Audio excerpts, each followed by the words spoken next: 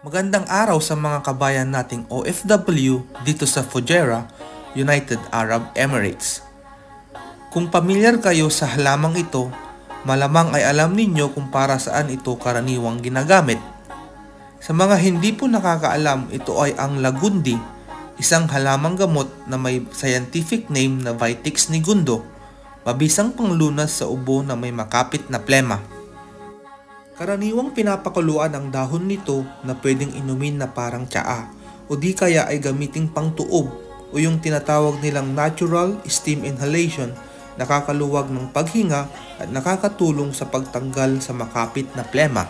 Ang halamang ito ay malagong nakatanim at makikita sa labas lang ng bakod ng Fujairah Municipality malapit sa runabout. Para sa exact location nito ay makikita sa description ng video. Maraming salamat sa panunood. Hanggang sa muli. Paalam!